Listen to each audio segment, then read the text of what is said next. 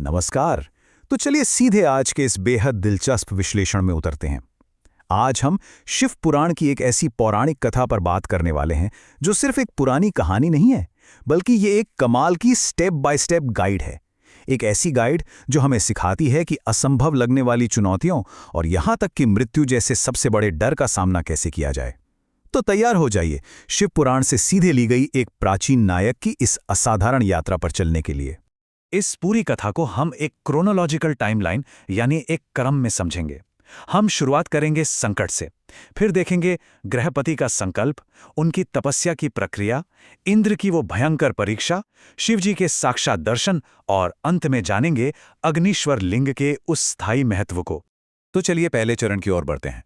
संकट की शुरुआत। जरा सोचकर देखिए, सब कुछ बिल्कुल नॉर्मल चल रहा है, एक परिवार खुशी खुशी अपना जीवन बिता रहा है, लेकिन तभी अचानक एक ऐसी खबर आती है जो उस पूरी शांति को पल भर में चकनाचूर कर देती है। अब इस स्लाइड में जो सबसे दिलचस्प बात है वो है इसका मूल स्रोत। अगर हम शत्रुद्र संहिता के अध्याय 15 के इस मूल पाठ को देखें तो इसमें देवर्षि नारद की एक खौफनाक भविष्यवाणी का जिक्र है। मुनि विश्वानर और उनकी पत्नी शुचिष्मति को जब ये पता चलता है कि उनके बेटे गृहपति के जीवन पर मृत्यु का एक भयानक संकट मंडरा रहा है, तो उनका दुख किसी भी सीमा को पार कर जाता है। पाठ में बिल्कुल साफ साफ लिखा है कि वो दोनों इतनी जोर जोर से रोने लगे, शोक में इतने गहरे डूब गए कि रोते रोते बेहोश होकर गिर पड़े। मतलब ये एक ऐसा क्षण था जहां उन माता पिता की दुनिया पूरी तरह से उजड़ गई थी। यहीं से कहानी दूसरे चरण में प्रवेश करती है, गृहपति का दृढ़ संकल्प। और सच कहूं तो कहानी यहां एक बहुत ही जबरदस्त और प्रेरक मोड़ लेती है। जहां एक तरफ माता पिता पूरी तरह टूट चुके थे, वहीं उनके युवा बेटे की प्रतिक्रिया एकदम अलग थी। ये है उस युवा का बेखौफ जवाब। जब उसने अपने माता पिता को इस तरह विलाप करते देखा तो घबराने या हार मानने के बजाय उसने अविश्वसनीय साहस दिखाया। उसने पूरी दृढ़ता के साथ कहा कि वो मृत्यु विजयी शिव मंत्र का जाप करके अपनी रक्षा खुद करेगा। उसकी इस निडरता को देखकर उसके दुखी माता पिता के भीतर भी मानो एक नई उम्मीद की किरण जाग उठी। उन्होंने खुश होकर अपने साहसी बेटे को आशीर्वाद दिया और उसे भगवान शिव की शरण में काशी की ओर विदा किया। अब अगर हम इस पूरी कथा के ढांचे को देखें तो एक बात बिल्कुल स्पष्ट हो जाती है कि ये कोई रातों रात हुआ चमत्कार नहीं था। भविष्यवाणी से लेकर काशी जाना और फिर पूरे 11 सालों तक लगातार बिना रुके पूजा करना, ये टाइमलाइन हमें दिखाती है कि कैसे वर्षों का ये कठोर अनुशासन धीरे धीरे एक बेहद महत्वपूर्ण क्लाइमैक्स की ओर बढ़ रहा था, यानी 12वें वर्ष की उस अंतिम परीक्षा की ओर। चलिए आगे बढ़ते हैं और देखते हैं कि काशी में असल में क्या हुआ। हमारा तीसरा चरण, तपस्या की चरण दर चरण प्रक्रिया। काशी पहुंचकर गृहपति ने सिर्फ प्रार्थना ही नहीं की, बल्कि उसने एक बेहद अनुशासित दिनचर्या अपनाई। यहां हम उसकी कार्यप्रणाली को साफ साफ देख सकते हैं। सबसे पहले एक नए शिवलिंग की स्थापना करना, फिर हर दिन, जी हां हर दिन 108 घड़ों के गंगा जल से उसे स्नान कराना और फिर शिव के चरणों में अखंड ध्यान लगाना। इसे समझने के लिए जरा एक एथलीट के बारे में सोचिए। जैसे एक खिलाड़ी हर दिन एक ही तकनीक की बार बार प्रैक्टिस करके अपने शरीर में एक मसल मेमोरी बना लेता है, ताकि जब असली दबाव आए तो उसका शरीर अपने आप सही काम करे। बिल्कुल वैसे ही लगातार 11 सालों की इस कठोर दिनचर्या ने गृहपति के मन में एक ऐसा फोकस तैयार कर दिया था जिसे तोड़ना लगभग नामुमकिन था। और अब आता है हमारा चौथा चरण, इंद्र की कठिन परीक्षा। 11 साल बीत चुके हैं। अब कहानी का सबसे बड़ा और नाटकीय मोड़ सामने आता है। जैसे ही गृहपति अपनी तपस्या के 12वें वर्ष में कदम रखता है, उसकी इस शांत दिनचर्या में एक भयंकर रुकावट आती है। होता यह है कि देवताओं के राजा देवराज इंद्र अचानक प्रकट हो जाते हैं और वे गृहपति को अपने वरदान का लालच देते हैं। लेकिन वो 11 साल की मसल मेमोरी याद है ना? गृहपति का फोकस इतना अडिग है कि वो बिना किसी हिचकिचाहट के इंद्र के इस ऑफर को सीधा ठुकरा देता है।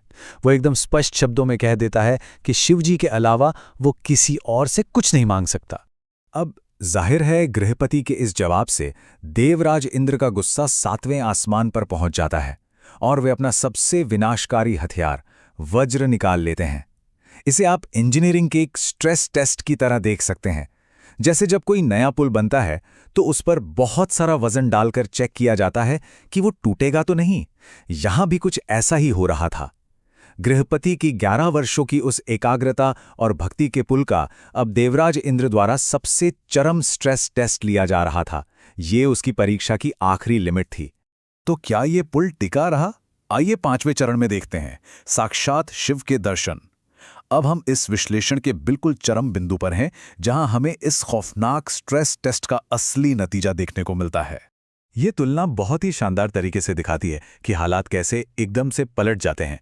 जब इंद्र वो अस्त्र उठाते हैं तो एक पल के लिए मानवीय कमजोरी सामने आती है। गृहपति को अपने पिता की वो चेतावनी याद आती है, वो डर के मारे कांप उठता है और बेहोश होकर गिर जाता है। लेकिन जैसे ही भगवान शिव उसे छूते हैं, पूरा सीन ही बदल जाता है। वो डर जो उसे बेहोश कर गया था, वो अब करोड़ों सूर्यों के समान तेज वाले शिव और पार्वती को सामने देखकर एक विस्मयकारी आनंद और गहरी श्रद्धा में बदल चुका है। वो खुशी से रोमांचित होकर उठ खड़ा होता है। और फिर भगवान शिव मुस्कुराते हुए इस पूरे खेल का राज खोलते हैं। वे बताते हैं कि इंद्र का वहां आना कोई इत्तेफाक नहीं था, वो तो खुद शिव द्वारा रची गई एक परीक्षा थी, और गृहपति उस परीक्षा में शानदार तरीके से पास हो गया था। सबसे बड़ी बात, शिवजी ने उसके मन से उस मृत्यु के डर को हमेशा हमेशा के लिए जड़ से खत्म कर दिया। अब आते हैं अपने छठे और अंतिम चरण पर, अग्निश्वर लिंग का महत्व। क्योंकि देखिए, ये सिर्फ एक चमत्कारिक घटना होकर खत्म नहीं हो गई। मूल ग्रंथ हमें बताता है कि इस पूरी घटना का इस दुनिया पर एक बहुत ही वास्तविक और स्थायी प्रभाव पड़ा। तो यहाँ सबसे महत्वपूर्ण बात यह है कि गृहपति ने जिस शिवलिंग की स्थापना की थी, वो कोई साधारण शिवलिंग नहीं रह गया। वो अग्निश्वर लिंग के नाम से दुनिया भर में मशहूर हुआ। यह उन 12 सालों की कठोर तपस्या का एक जीता जागता स्वरूप बन गया। और आज भी ये माना जाता है कि ये लिंग अपने भक्तों को अकाल मृत्यु, आग और बिजली के डर से हमेशा के लिए सुरक्षित रखता है। और इस तरह ये कथा एक बहुत ही सुखद मोड़ पर खत्म होती है।